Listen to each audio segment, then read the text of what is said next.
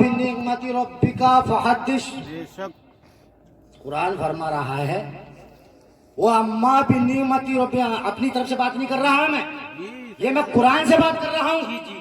وہ اما بنعمت ربک فحدث، اپنے رب کی نعمتوں کا خوب خوب چرچا کر۔ سبحان اللہ سبحان اللہ۔ ان اللہ وملائکتہ یصلون علی النبی یا ایھا الذین آمنوا صلوا علیہ وسلموا تسلیما، بے شک اللہ اور اس کے فرشتے درود بھیجتے ہیں۔ جس درود شریف کو تم لوگ کہتے ہو درود و سلام پڑھنا شرک ہے، بدعت ہے، قرآن فرما رہا ہے ان اللہ و ملائکتہ یصلون علی النبی یا ایھا الذین آمنوا صلوا علیہ وسلم تسلیما، بے شک اللہ اور اس کے فرشتے درود بھیجتے ہیں اس کے بتانے والے نبی پر۔ اے ایمان والو تم بھی خوب درود و سلام پڑھو اس پیارے نبی پر۔ نعرہ تکبیر، نعرہ رسالت، جشن عید میلاد النبی، جشن عید میلاد النبی، نعرہ تکبیر، نعرہ رسالت۔ تو یہ بتائیے حیثیت جس رب نے ہم کو پیدا کیا، جس رب نے فرشتوں کو پیدا کیا، کل کائنات کو پیدا کیا، اس رب کی شان زیادہ ہے یا ہماری شان زیادہ ہے؟ جی جی ارے اس رب کی شان زیادہ ہے، اور وہی رب فرما رہا ہے کہ اللہ اور اس کے فرشتے درود بھیجتے ہیں اس غیب بتانے والے نبی پر، اور ہم درود و سلام کو کیا کریں؟ ارے گناہ ہے پڑھنا، ہم اس وجہ سے منع کریں، وہ پخانے میں ہوئے گا۔ ارے تو اذان ہوتی ہے جب نہیں ہوتا پخانے میں، تب بھی تو نبی کا ہی نام آتا ہے۔ ارے درود شریف میں بھی نبی کا ہی نام ہوتا ہے۔ تو قرآن فرما رہا ہے ان اللہ و ملائکتہ یصلون علی النبی یا ایھا الذین آمنوا صلوا علیہ وسلم تسلیما، بے شک اللہ اور اس کے فرشتے درود بھیجتے ہیں اس غیب بتانے والے نبی پر۔ اے ایمان والو تم بھی درود و سلام پڑھو اس پیارے نبی پر۔ تو درود پڑھو، درود سے کبھی غافل نہ ہو۔ سبھی لوگ مل کر ایک بار میرے ساتھ درود شریف پڑھ لیں۔ اللہم صلی علی سیدنا و مولانا محمد وعلی آل سیدنا و مولانا محمد وبارک وسلم علیہ، صلاۃ سلام علیکہ یا رسول اللہ وسلم علیکہ یا حبیب اللہ، خدا و حرمت ارواح انبیاء مددی، بے محمد محمود مصطفیٰ مددی، برائے پنج تر پاک و چار یار نبی، اور برکت ارواح اولیاء مددی، الہی خیر کردانی بحق ساہ زیلانی، الہی و حرمت سرور عالم فقر نبی آدم، امام الانبیاء سلطان الاشفیاء احمد مصطفیٰ محمد مصطفیٰ صلی اللہ علیہ وسلم۔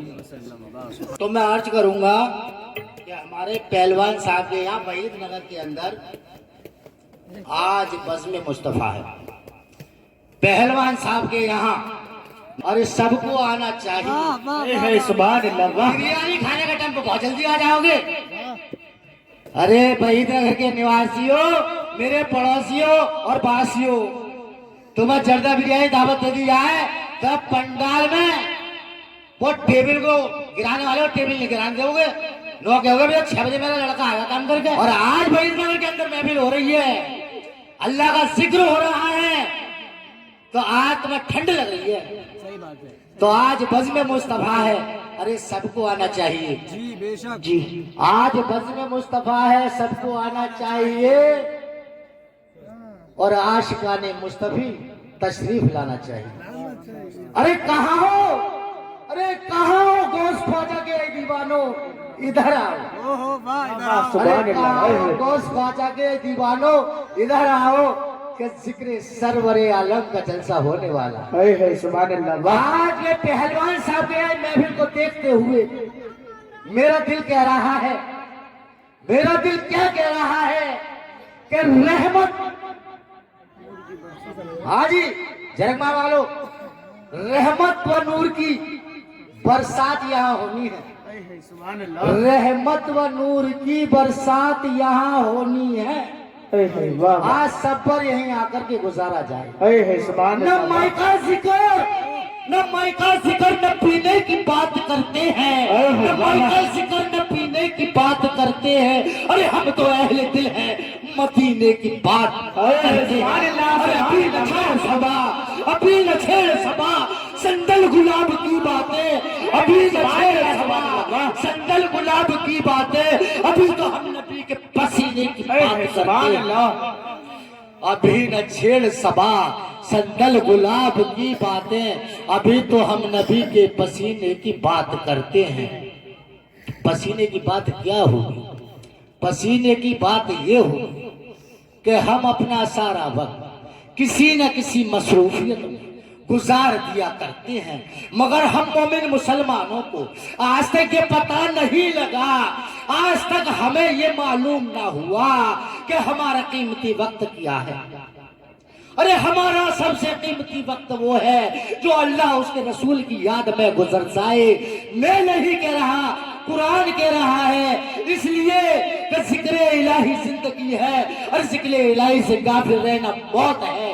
हजरत अबू मूसा रज़ी अल्लाह अन्हा से मरवी है कि सरकार दो आलम सल्लल्लाहु तआला अलैहि वसल्लम ने फरमाया, मासलुल लज़ी यज़कुरु रब्बहु वल्लज़ी ला यज़कुरु मासलुल हय्युल मय्यित।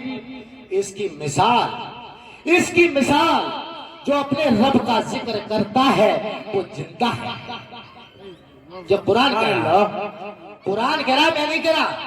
मासलुल लज़ी यज़कुरु रब्बहु वल्लज़ी ला यज़कुरु मासलुल हय्युल मय्यित।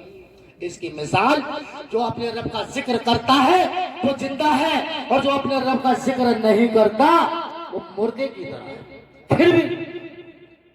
फिर भी बेपनाह फजल व एहसान उस रब जुल जलाल का कि आज की सब हम एक ऐसी नूरानी व इरफानी बज़म में हाजिरी की सादत हासिल फरमा रहे हैं कि जिस महफिल के मुतालिक नबी करीम सल्लल्लाहु तआला अलैहि वसल्लम इरशाद फरमाते हैं कि जब जिक्र इलाही हुआ करता है, अरे जब जिक्र हबीब हुआ करता है, या मिलाद महफिल हुआ करती है, या कुरान का जिक्र होता है, वहां इंसान ही नहीं होते, वहां इंसान ही नहीं होते, बल्कि अल्लाह के मुकद्दस फरिश्ते भी हाजिर हुआ करते हैं। सुभान अल्लाह। और वो फरिश्ते क्या करते हैं?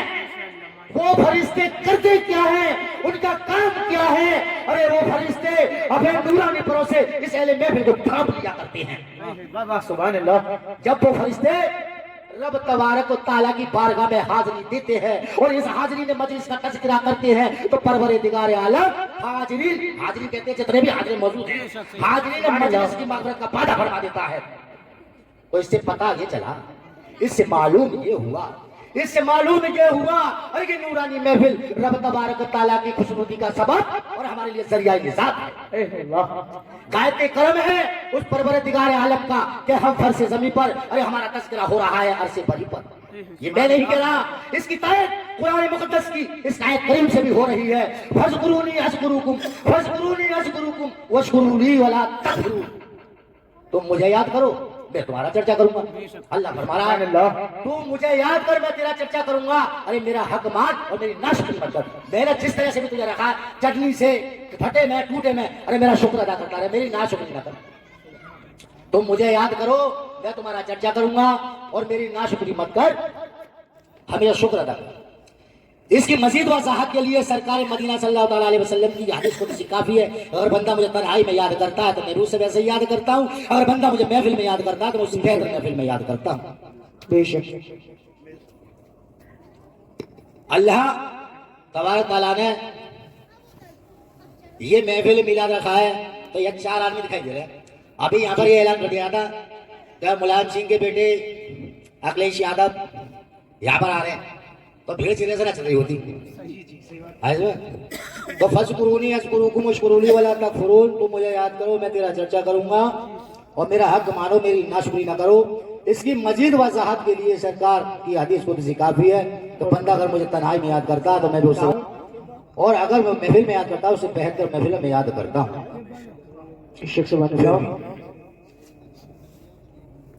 कुरान पढ़ा जाए वो भी जिक्र है, मीलाद हो रहा है वो भी जिक्र है।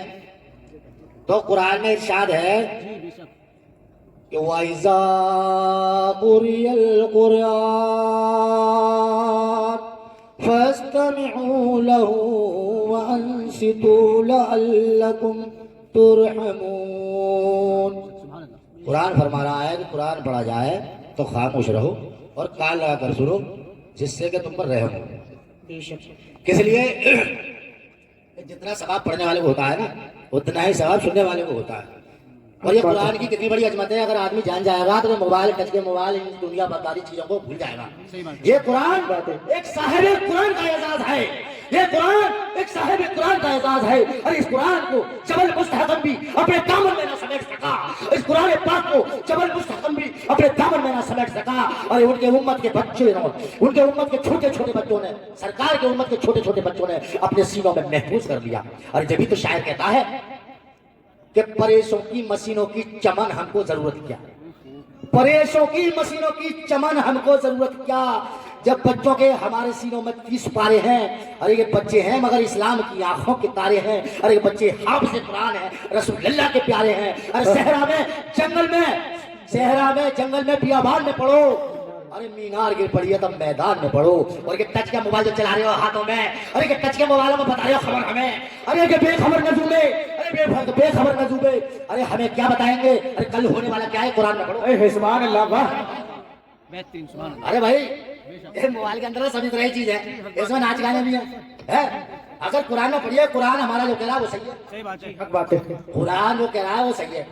آج انسان کے پاس میں ذرا سی دولت آ جائے، گھمنڈ، طاقت آ جائے، گھمنڈ، تھوڑی سی اس کے لیے کوئی ممبر پہ کھڑا ہو جائے یا کوئی بھی اس کے لیے سرکار مل جائے، گھمنڈ۔ تو دیکھو گھمنڈ نہیں کرنا چاہیے۔ یہ گھمنڈ ایک ایسی چیز ہے کہ ہم سے پہلے بہت سے دولت مند بھی آئے ہیں دنیا کے اندر، حکومت مند بھی آئے ہیں اور طاقت والے بھی آئے ہیں، تو ان کے ساتھ کیا ہوا یہ ذرا سنو۔ خواب غفلت